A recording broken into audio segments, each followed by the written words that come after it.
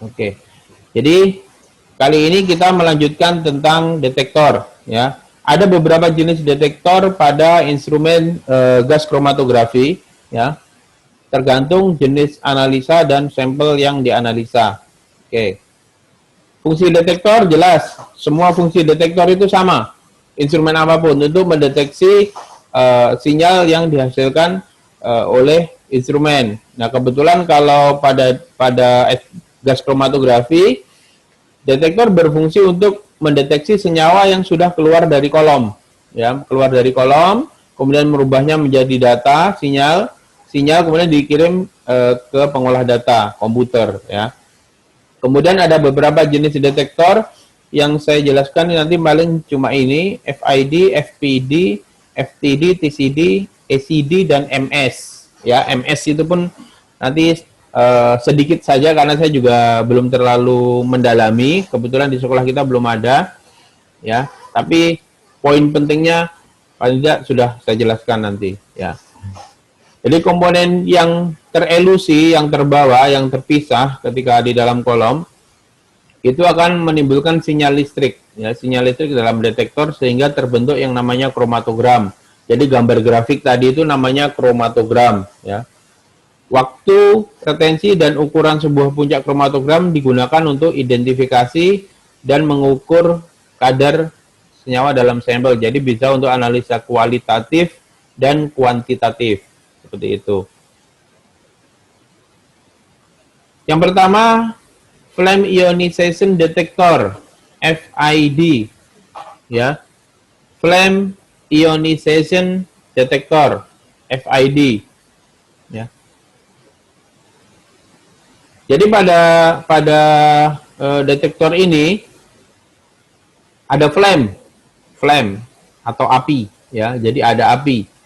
Ionization, ada proses ionisasi, ya. Jadi ada api, ada proses ionisasi. Di sini hidrogen dan udara digunakan untuk menyalakan flame. Jadi ada bahan bakarnya berupa hidrogen. Jadi bahan bakarnya hidrogen. Dan detektor ini sangat sensitif terhadap senyawa organik yang ada karbonnya berarti.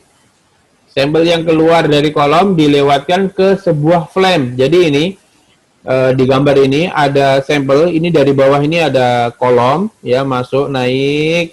Di sini ada flame kecil. Flame hidrogen itu tidak kelihatan warnanya, ya. Jadi tidak kelihatan warnanya. Nih, ada flame. Nah, di flame inilah si sampel tadi yang keluar dari kolom akan terbakar. Setelah terbakar, akan terurai, kemudian menghasilkan ion. Jadi ketika terbakar, itu terbentuk ion, ya. Kemudian di sini ada elektroda, ya, elektroda. Elektroda itulah yang salah satu yang dapat menyebabkan berubah menjadi ion, ya, elektrodanya. Suhunya cukup tinggi. Kemudian setelah berubah jadi ion, dia terkumpul menjadi ion kolektor. Di atas itu ada ion kolektor. Nah, setelah terkumpul, dia akan menghasilkan sinyal listrik. Ya. Dikirimlah ke pengolah data, ya. Dan ion yang terbentuk di sini tidak mungkin tercampur antara senyawa yang satu dengan senyawa yang lain. Kenapa? Karena dia keluar dari kolom sudah secara bergantian, ya, secara bergantian. Tuh. Kemudian yang tidak bisa dideteksi itu ikatan C rangkap 2 dengan O, ya. C rangkap 2 dengan O itu tidak dapat menghasilkan sinyal pada detektor ini. Saya kurang tahu kenapa, tapi seperti itu, ya, seperti itu dia. Selain itu dia sensitif, karbon dengan ikatan apapun selain C dengan rangkap 2O dia bisa mendeteksi, ya.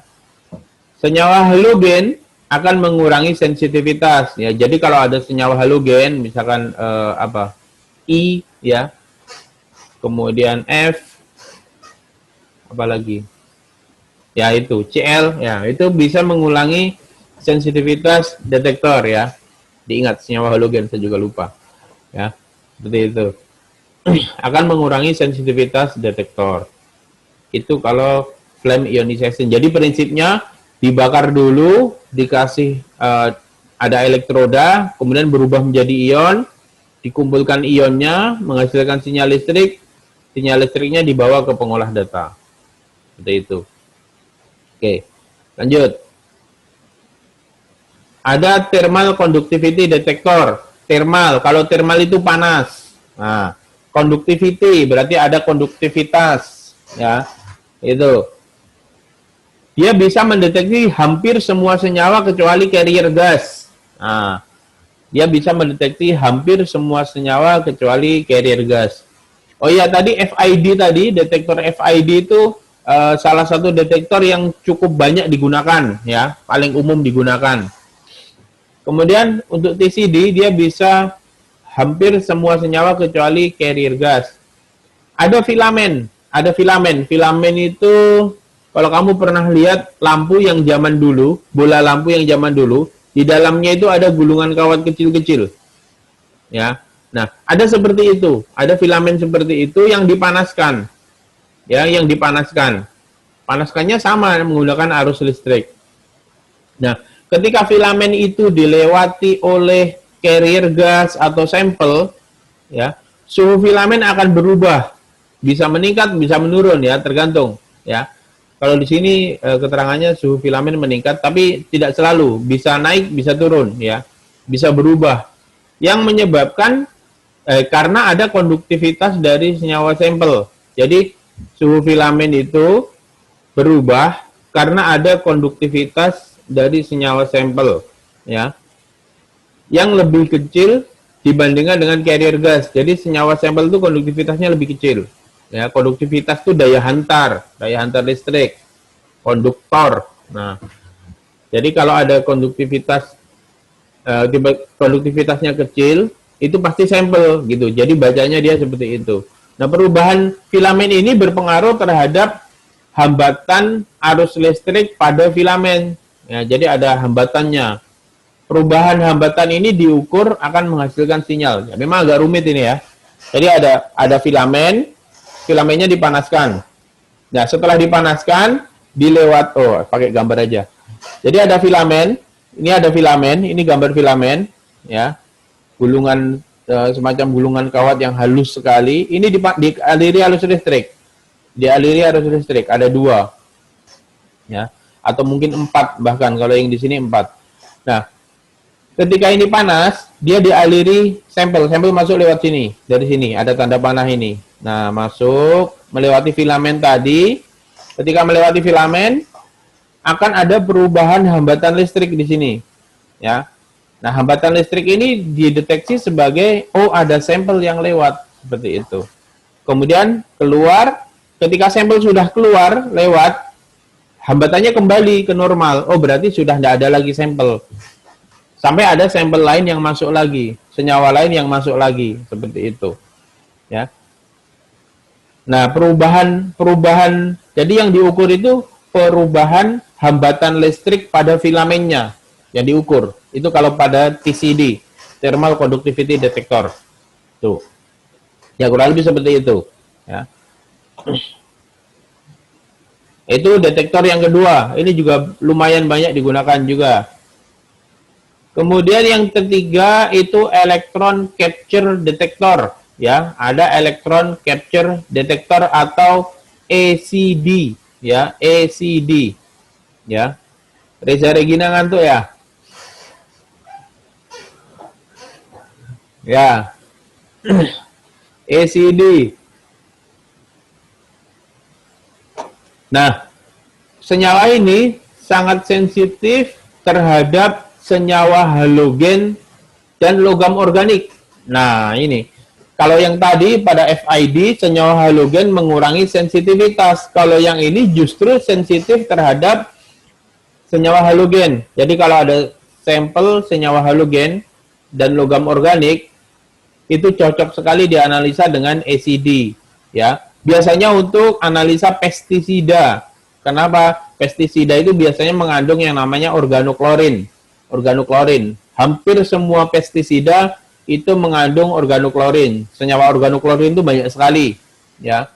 Kalau kalian main ke Maros, ada balai proteksi. Nah, ada balai proteksi, namanya balai proteksi. Ada alumni yang kerja di sana kayaknya.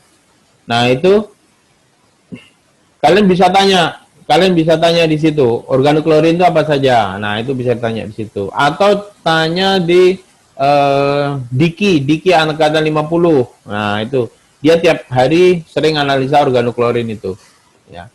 Nah, organoklorin itu salah satu senyawa yang paling berbahaya dari pestisida. Ya, kadarnya kecil sekali, tapi dia sangat berbahaya. Ya, ada ambang batas yang tidak boleh dilewati. Dia tidak boleh melebihi batas ketika berada di dalam sayur-sayuran yang kita makan, ya seperti itu. Makanya dia digunakan detektor yang sensitif, ya, namanya elektron capture detector, ya, seperti itu. Dia mengandung radioaktif. Nah, ini sangat berbahaya. Dia mengandung radioaktif nikel 63. Jadi senyawa nikel 63 itu merupakan senyawa radioaktif.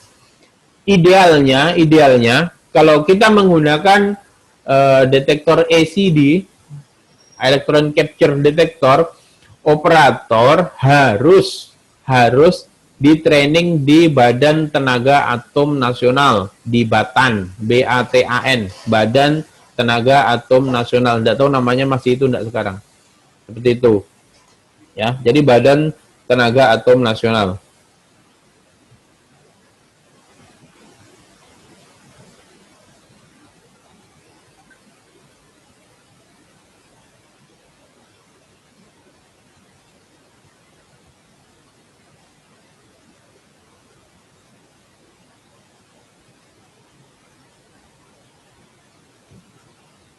Tuh. Nah, dengan Badan Tenaga Atom Nasional. Nah, kenapa? Karena ini ada senyawa radioaktif, ada aturan dari pemerintah, ya. Aturan dari pemerintah bahwa kalau kita menggunakan radioaktif, harus memiliki operator yang tersertifikasi oleh Badan Tenaga Atom Nasional. Nah, itu harus. Jadi kalau nanti kamu kamu dari perusahaan nanti misalkan jadi operator GC kebetulan detektornya ACD, kamu minta ke perusahaan supaya minta ditrainingkan, disertifikasikan ke Badan Tenaga Atom Nasional, dan itu harus diperbaharui tiap berapa tahun sekali gitu, saya lupa, ya. Intinya dia harus rutin diperbaharui, ya. Prosedurnya cukup ribet, ya, ketika kita menggunakan ini electron capture detector ini. Seperti itu. Bentar ya.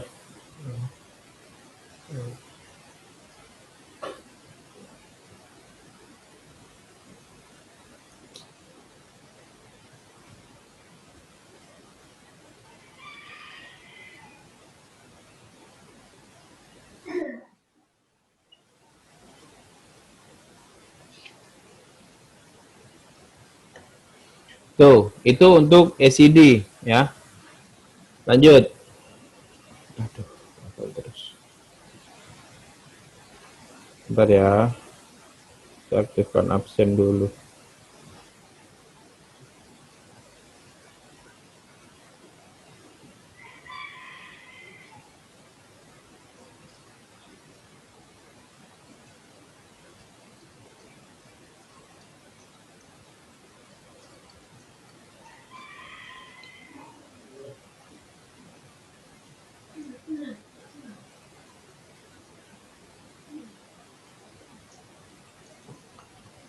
Lanjut. Nah, kemudian ada lagi flame photometric detector. Nah, ada flame lagi. Tapi ini berbeda dengan yang tadi. Kalau yang tadi, flame, yang pertama tadi FID, flame, kemudian dirubah menjadi ion, kemudian ionnya ditangkap, dideteksi sebagai sinyal. Ya. Kalau yang ini berbeda. dia ada flame, ya. Flame itu menghasilkan cahaya. Jadi kalau kita bakar sesuatu, pasti kan ada cahayanya itu. Ya, kalau kita bakar senyawa organik, misalkan bakar bensin, bakar solar, kan ada cahayanya. Nah, cahayanya itu nanti ditangkap oleh suatu detektor, semacam detektor seperti pada di spektro UV phase, spektrofisible. Nah, seperti itu, dia ditangkap sinar cahayanya, kemudian dideteksi panjang gelombangnya. Ya, panjang gelombangnya berapa, baru dia dikirim sebagai sinyal data. Jadi bedanya, kalau yang tadi, dia dirubah jadi ion, kalau pada flame photometric, flame itu dideteksi panjang gelombangnya. Nah, tiap sampel pasti berbeda, panjang gelombangnya tidak mungkin sama. Ya, tiap senyawa. Seperti itu. Nah, biasanya untuk mendeteksi kandungan sulfur atau fosfor pada sampel, biasa digunakan untuk analisa pestisida atau untuk flavor. Flavor itu perisa makanan, kayak begitu. Ya, flavor. Seperti itu. FPD namanya, Flame Photometric Detector. Saya jarang lihat ini dipakai. Tapi memang ada dipakai. Ya. Kemudian ada mass spectrometer detektor, spektromasa, ya, detektor spektromasa. Jadi prinsipnya kalau pada detektor ini mendeteksi molekul sampel dalam bentuk ion yang sudah terpisah dalam GC, ya, dalam GC. Nah, di dalam MS atau mass spectrometer, jadi itu ada tambahan alat lagi di luar gitu besar. Itu namanya mass spectrometer. Yang sudah terpisah tadi, yang terpisah dari kolom tadi, itu dirubah menjadi ion. Nah, setelah jadi ion, ionnya diukur masanya. Jadi diukur massa masing-masing ion dari masing-masing senyawa. Seperti itu. Nah, kalau pada detektor ini, tiap senyawa itu memiliki semacam sidik jari lah, kalau semacam identitas yang namanya spektrum. Dia membentuk spektrum. Alatnya seperti ini, kalau MS itu. Cuma kita tidak mungkin lihat di dalamnya seperti apa, kurang lebih seperti ini. Saya sendiri juga belum pernah lihat. Ya, ada ion detektornya, ada banyak macamnya. Bisa kalian nanti browsing di YouTube, cari saja GCMS. Nanti kalian cari animasi tentang gas kromatografi. Kemarin saya sudah dapat linknya, sudah saya coba lihat. Cuma nanti kalian bisa lihat sendiri, ya, seperti apa sih prinsip kerjanya itu gas kromatografi MS itu seperti apa. Ya. Kemudian, nah ini dia. Ini ada spektrum. Spektrumnya seperti ini nanti. Spektrumnya akan seperti ini, akan membentuk semacam sidik jari, ya. Ada sidik jari dari masing-masing senyawa. Biasanya itu nanti akan dibandingkan. Jadi ada banyak sekali yang mirip, ya. Contohnya ini kalian mungkin tidak bisa lihat, ya. Saya bilang aja. Ada fenol 41 metil profil, butil dan seterusnya. Pokoknya ini mirip semua. Dari sekian banyak senyawa ini mirip semua. Nah, dari semua senyawa itu dicari yang paling mirip. Ya. Oh ya, ini data yang di atas ini, yang tulisan garis-garis banyak ini merupakan senyawa yang memiliki sidik jari atau istilahnya identitas mirip, ya. Dan ini sudah ada di database instrumen. Jadi kita nggak usah nyari ini apa standarnya di mana ini, nggak ada standarnya. Kita nggak usah. Ada namanya database yang disebut sebagai apa namanya, library, namanya library, ya. Jadi database itu tadi namanya library, itu banyak banget, ada ribuan jenis senyawa bisa dilihat di situ. Nggak cuma ribuan, bahkan jutaan mungkin, ya. Jutaan senyawa bisa dilihat di library tersebut. Yang memiliki sidik jari yang mirip itu berapa banyak, nanti akan dipilih mana yang paling mirip. Seperti itu ketika kita melakukan analisa. Ya.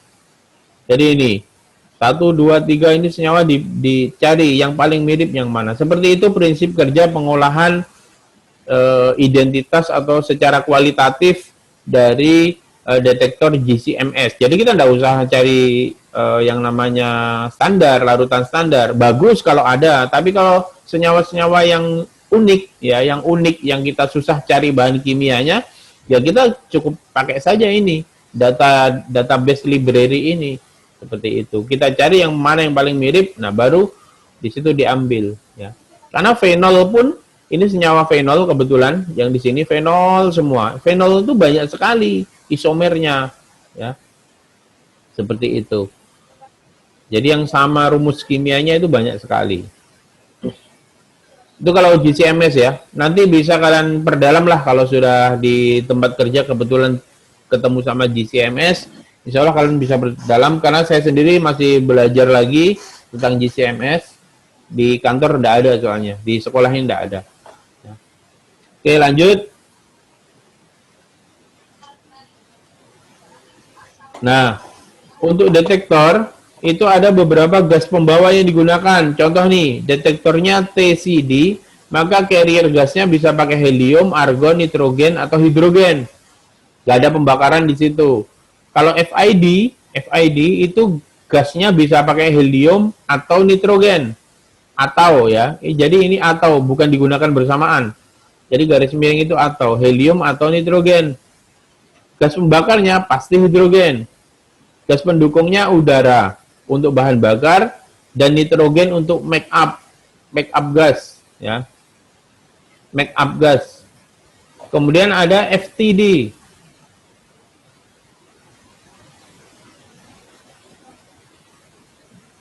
Kemudian ada FPD, ya. Ini kalian bisa langsung lihat di sini, ya. ACD seperti ini.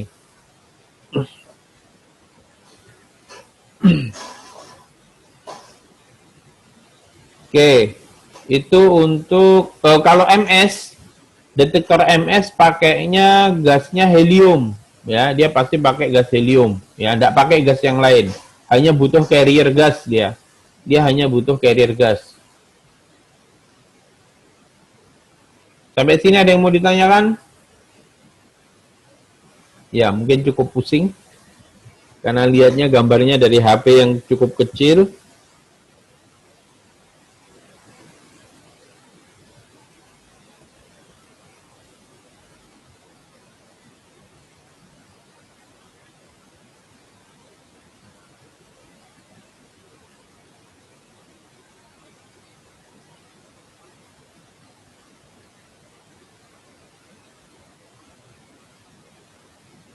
Oke, ada pertanyaan? Tidak ada? Berarti paham semua. Oke, bisa ujian setelah ini. Ya, siap ujian. Ada nanti ujian keluar semua insya Allah. Data sistem. Nah, setelah detektor ada data sistem untuk mengatur parameter analisa, memproses data yang sudah direkam, ya, konversi sinyal dari detektor supaya mudah dibaca menjadi kromatogram atau data, ya. Data sistem komputer maksudnya ya, yang dimaksud data sistem itu. Kurang lebih seperti itu. Itu untuk bagian-bagian instrumen GC sudah selesai, ya, mulai dari carrier gas sampai pengolah data, ya. Kalian bisa lihat di YouTube kalau nanti kalian belum paham bagian satu apa ya, dilihat di YouTube. Kalau kalian malas lihat ya enggak lihat, enggak akan paham, enggak tahu. Untuk metode GC ini di praktek saya, ya. Temperatur injektor disetting sesuai dengan titik didih senyawa kurang lebih 20 sampai 30 derajat di atas titik didih, ya. Kemudian detektor, ya, sesuaikan suhu temperatur dan lain sebagainya. Itu nanti di praktek saja, lebih praktis ini. Ini hubungannya praktis, ya. Injektornya, ya. Kemudian kolomnya, suhunya bagaimana, tuh. Kalau analisa kualitatif dan kuantitatif saya tidak perlu bahas lagi karena ini sudah sama persis dengan pada materi HPLC. Jadi kualitatif dan kuantitatif pada GC HPLC itu sama. Sama ya. Sama. Tinggal kalian pelajari lagi analisa kualitatif dan kuantitatif, sudah ada di YouTube. Saya sudah jelaskan cukup detail. Kalau ada pertanyaan bisa ditanyakan di Google Classroom ya, di Google Classroom. Kebetulan itu kemarin digunakan untuk tugas juga, untuk meringkas. Oke, tidak usah saya lanjutkan. Kemudian maintenance mungkin lebih enak kalau kita jelaskan di lab saja, ya. Kurang lebih seperti itu. Ada pertanyaan? Yang mau tanya silahkan raise hand. Berarti paham semua. Oke. Insya Allah kalau kalian menyimak dengan baik, jaringannya bagus, ya sedikit-sedikit pahamlah. Sedikit. Ya, Sasabila, silakan. Itu Pak. Mau bertanya Pak. Halo, kedengaran nih Pak? Ya, kedengaran. Yang itu tadi Pak, yang apa tentang temperatur program Pak? Gimana? Temperatur Kan program? ada itu contoh yang kenaikannya Pak, yang kenaikan suhunya Pak, yang Bentar, grafik. saya sharein dulu. Temperatur program. Naik lagi ke atas ini berarti. Ah, ini Sasabila ini. Maaf Pak. Kamu sudah lihat di YouTube-nya belum? Belum Pak, kalau di YouTube baru yang pengenalannya Pak, aku lihat tadi Pak. Iya. Yang ini ya? Ini yang ditanyakan? Ya, kenapa? Ya Pak. Kan tadi kita bilang Pak, bisa hitung waktu analisanya tuh Pak. Bisa dicontohkan Pak perhitungannya di sini Pak. Dah. Gampang sekali tadi sudah saya contohkan sebenarnya ya. Ini contohnya gini. Misalkan ini berapa sih waktu yang dibutuhkan untuk analisa injeksi seperti ini? Kita hitung suhu awal 50 derajat Celcius. Ya. Suhu awal 50 derajat. Jadi ini waktu di dalam kolom saja ya. Waktu di dalam kolom aja yang dihitung ya. Yang saya anggap kalau disuruh hitung berapa waktu sampel berada di dalam kolom ya, terelusi di dalam kolom ya. Tinggal dihitung ini. Suhu masuk 50 derajat. 50 derajat itu dihitung titik 0 detik. Naik ke 200. Dari 50 ke 200 itu berapa derajat? 150 kan? Nah, 150 kalau di sini kenaikannya 40, saya anggap 50 lah ini, 50 derajat Celcius per menit. Berarti 150 dibagi 50 derajat Celcius per menit, 3 menit. Berarti dari sini ke sini 50 ke 200 itu 3 menit. 3 menit. 200 ke 350 itu kan 150 derajat selisihnya. 1 menit suhu dinaikkan 15 derajat 1 menit. Berarti berapa menit ini dibutuhkan? 150 dibagi 15 menit, 15 derajat, sorry. 150 dibagi 15 derajat Celcius. Berarti 10 menit. 3 menit tambah 10 menit. Ditambah 350 ke 450. Anggaplah di sini 10 misalkan, jangan 7. 10 yang gampang. Berarti kan 100 menit dibagi 10 derajat. 10 menit, berarti 3 menit, 10 menit, 10 menit, 23 menit. Ke suhu 450. Di holding time ditahan 10 menit. Berarti ditambah lagi 10 menit. Ditambah lagi 9,5 menit. Itu 1 kali injeksi. Jadi sebenarnya waktu sampel itu berada di dalam kolom cuma sekian ini sampai sini. Yang turun ini tidak dihitung. Jadi ini sampel sudah keluar dari kolom 9,5 menit itu, tapi itu dianggap masih 1 kali injeksi. Kenapa? Karena si kolom harus mengkondisikan suhunya lagi kembali ke 50 derajat Celcius. Jadi dianggap kalau nanti ada pertanyaan berapa waktu elusi sampel di dalam kolom, sampai sini aja. Ya. Kalau ditanyakan berapa lama satu kali injeksi sampel berarti dari 50 ini sampai sini. Paham? Sampai selesai, sampai turun lagi ke 50. Itu kalau temperatur program, ya. Sebenarnya yang perlu dipahami itu bukan masalah berapa menitnya ya, tapi kalian paham bahwa kenaikan suhu ini gunanya adalah untuk mempercantik resolusi, ya. Jadi resolusi atau pemisahan ini supaya lebih bagus dan mengefisienkan waktu. Contoh nih, kenapa kok dianggap efisien? Di gambar pertama, C18 munculnya 22 menit, C18. Di gambar terakhir, yang pakai temperatur program, C18 itu munculnya sekitar 13 menit. Hemat berapa menit itu? Hampir 10 menit. Ya, anggaplah 10 menit hematnya. Hemat waktu 10 menit kalau kita analisa C18. Itu satu sampel. Kalau kamu dalam satu hari ada 10 sampel, 10 kali 10 menit kan 100 menit. Sudah 2 jam lebih. Kan lumayan itu. 2 jam itu mungkin kalau dari pemakaian gas, pemakaian listrik tidak seberapa nilainya. Tapi kalau dari segi nilai harga waktu itu tidak bisa dibeli. Gas bisa dibeli, listrik bisa dibayar, tapi waktu tidak bisa dibeli. Makanya analisa di gas kromatografi itu memang harus benar-benar efisien. Kenapa? Itu tadi menghemat 10 menit. 10 menit kali 10 sampel 100 menit. 100 menit itu bisa, kalau kamu analisa di sini 25 menit, bisa 4 sampel. 4 sampel kalau satu sampel 200.000 bayarnya. Ya toh? 4 sampel kali 200.000 kan 800.000. Terbuang 800.000 hanya karena metode analisanya tidak efisien. Jadi sampai ke situ mikirnya ya.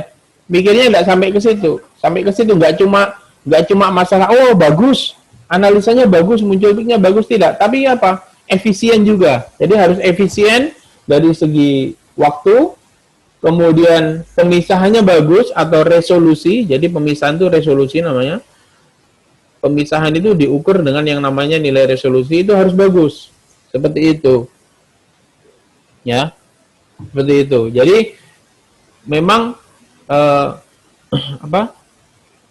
temperatur program itu sangat penting kita pahami ketika kita melakukan analisa untuk sampel yang sangat banyak komponen yang ingin dianalisa, seperti itu. Bisa dipahami, Sasabila? Siapa tadi yang tanya? Sasabila ya? Oh iya. Ada lagi pertanyaan?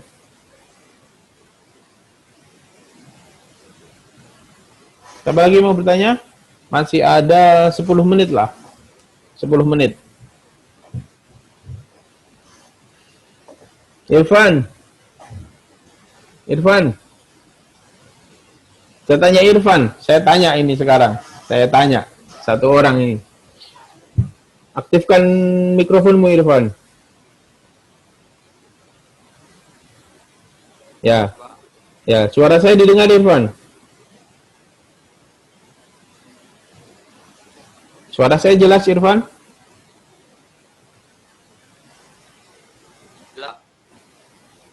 Oke. Coba jelaskan, Irfan. Sebutkan saja. Ada berapa detektor tadi yang saya jelaskan? Sebutkan apa saja. Detektor. Ya. Apa? Pelan-pelan. Elektron. Yang lain bisa dengar suaranya Irfan. Jelek ya anunya, jaringanmu Irfan. Ganti orang. Saya mood deh Irfan. Nggak bagus jaringannya. Semoga suara saya didengar juga tadi. Tunggu. Yang lain. Raihan. Mana Raihan? Nonton bola terus. Ya. Ada berapa detektor tadi? Yang sempat kutulis Pak, itu ada thermal conductivity detector, electron capture detector, flame photometric detector, TPD dan ECD. TCD. Ada kurang 2 lagi. Siapa yang mau sebutkan? Siapa yo? Rani. Rani, ayo. Apa yang kurang 2, Rani? Dengar enggak itu, Rani? Kurang 2 apa? Yang belum disebutkan sama Raihan. Hilang ya Rani. Mana tadi? Oh ini. Apa? Senyum-senyum toh. Ayo dijawab. Di-unmute dulu.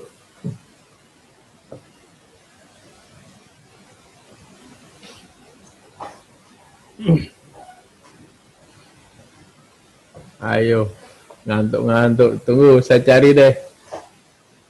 Ikhwan. Ayo, mana Ikhwan? Rani belum lolos ini Rani. Ikhwan. Muncul ke Ikhwan. Ikhwan kabur. Fajar. Saya catat ini 2 orang. Ikhwan sama Fajar.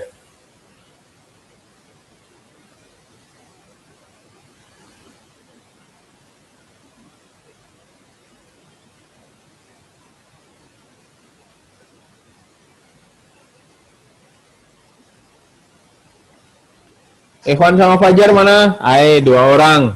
Saya catat. Tak beres. Belajar kabur. Oke. Ikhwan. Saya anggap alfa ini. Dipanggil-panggil tidak ada. Hadir Pak. Apa kau? Terlambat. Pak. Dari mana kau tadi? Bikin teh dulu tadi, Pak. Apa? Ini, Pak. Kan bisa dibawa itu HP kalau bikin teh. Saya lagi pas sambil makan kita tadi, Pak. Mana coba mukamu? Pak. Mana tidak kelihatan? Mana? Mana coba lihat mana tehmu? Ini, Pak. Kau belum mandi lagi juga. Jadi. Apa sebutkan detektor? Ayo sebutkan detektor apa saja tadi yang sudah saya jelaskan.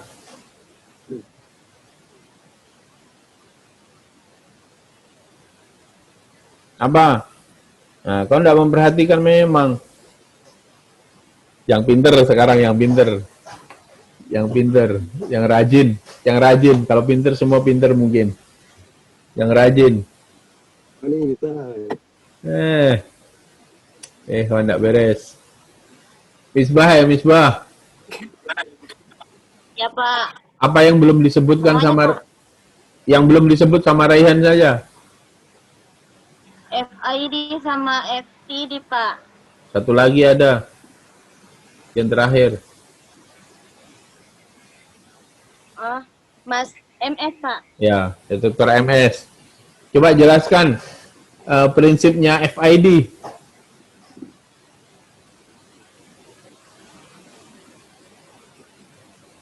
Dia pakai ada flame, ada ionisasinya, terus dia pakai bahan bakar hidrogen dan udara.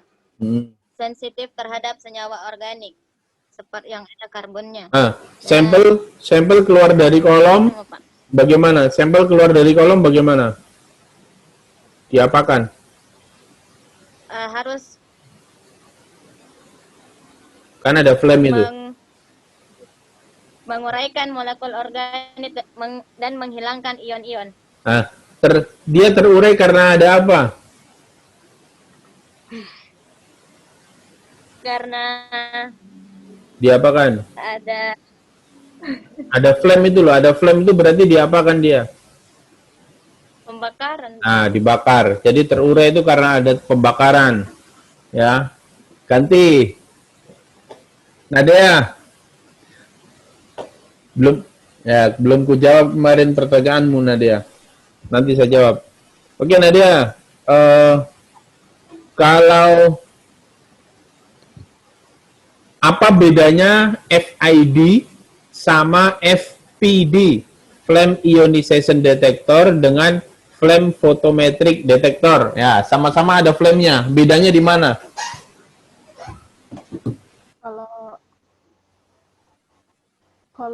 Kalau FID dia ionisasi, kalau fotometrik dia ini Pak, panjang gelombang. Ya, apanya yang dipanjang gelombang?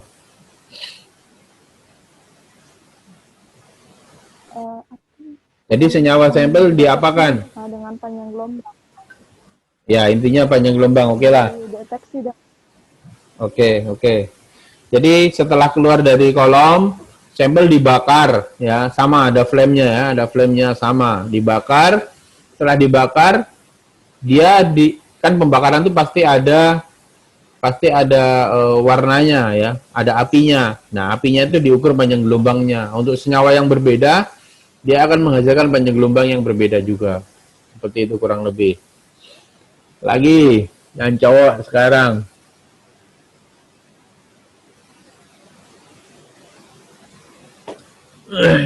Cowok. Mana ini yang cowok ini? Fajar kemana ini Fajar? Fajar, muncul ke Fajar? Nggak ada ini Fajar, saya kick saja deh. Biar nggak muncul loh, biar dia bingung. Salah sendiri.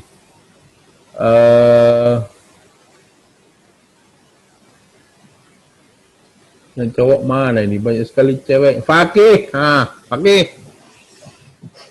Fakih.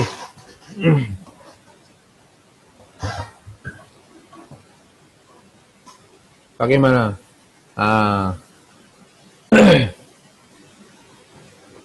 Kalau thermal conductivity detector Fakih, TCD.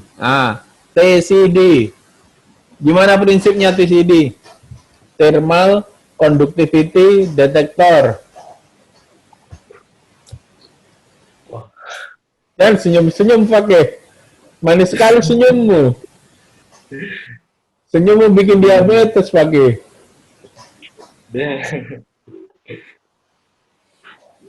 Nih. Nah kalah senyumku Fakih. Fakih. Bisa enggak? Kalau enggak bisa bilang pas. Pas. Oke. Itu Mika kok. Reza Regina. Ayo. Apa tadi? Flame. Reza hilang lagi. Kenapa? Oh, kemana itu tadi? Flame. Apa tadi? Flame. Sorry. Thermal conductivity detector. Masih ada 5 menit. Thermal conductivity detector. Thermal conductivity detector. Ayo. Thermal conductivity detector. Prinsipnya gimana? Gas. Gas apa? Apa? Kamu buang gas? Iya, Pak. Mendeteksi prinsipnya senyawa yang saya tanyakan kecuali prinsip kerjanya itu bukan prinsip kerja itu.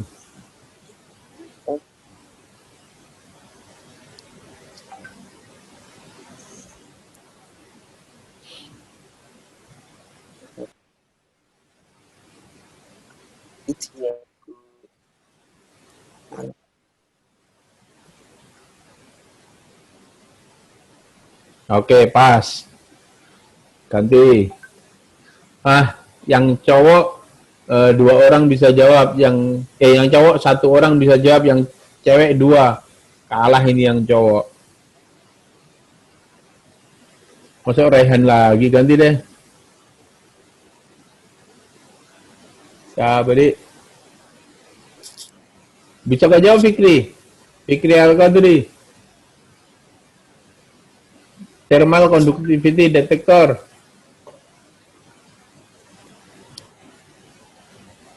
Ayo. Fikri.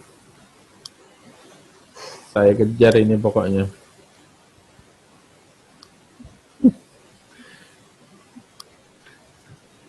Ya, baru tahu rasa toh. Kalau sama saya nge-zoom, kalau kau nggak perhatikan, lewat nih.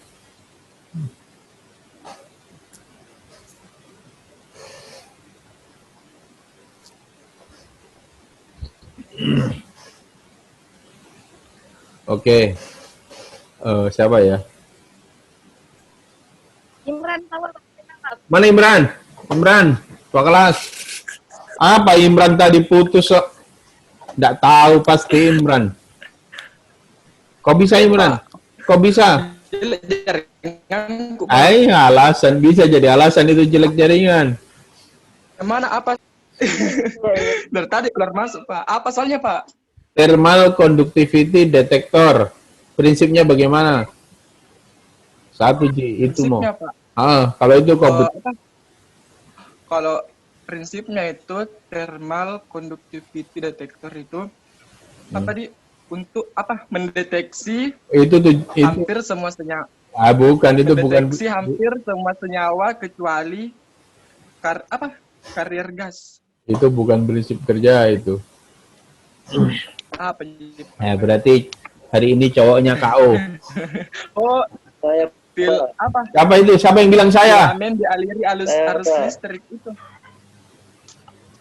Ayo itu Nur Alif Awalia. Yo. perubahan konduktivitas panas dari gas yang mengalir melalui detektor. Detektornya dalam bentuk apa? Tadi Imran sudah hampir betul. Panas. Tidak, maksudnya ada di detektor itu ada apanya? Karena adanya solut di dalamnya. Coba Imran, lengkapi Imran. Biar imbang cewek cowok. Gimana Imran tadi? Hampir betul kok tadi Imran.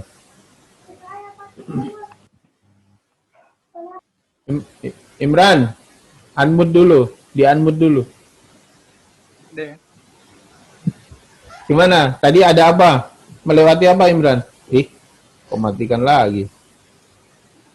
Kau makan apa itu Imran? Bukan saya Pak, dekatku Pak. Apa tadi? Apa tadi? Melewati Dialiri arus listrik. Pak. Apanya? Apa yang dialiri? Filamen apa? Filamen. Terus. Tadi, Pak. Terus. Jadi filamen itu dialiri arus listrik. Ketika Terus. panas dialiri sampel, jadi itu melewati filamen. Terus akan ada apa? Sinyal yang terhambat, terus yang menandakan adanya sampel. Jadi ya hampir betul. Jadi intinya ada filamen, filamennya itu dipanaskan dengan arus listrik. Kemudian ada sampel yang lewat, ada senyawa yang lewat keluar dari kolom. Nah, lewatnya senyawa melewati filamen itu akan menyebabkan konduktivitas atau resistensi dari filamen itu berubah. Resistensi filamen itu berubah. Imran enaknya makan. Resistensi filamen itu berubah. Kemudian perubahan resistensi itulah yang diukur oleh detektor ya menjadi sinyal listrik. Seperti itu. Ya. Jadi itu tadi perbedaan resistensi karena filamen dilewati oleh senyawa sampel. Ya. Yang cowok masih KO ya, 21. Oke, hari apa lagi kita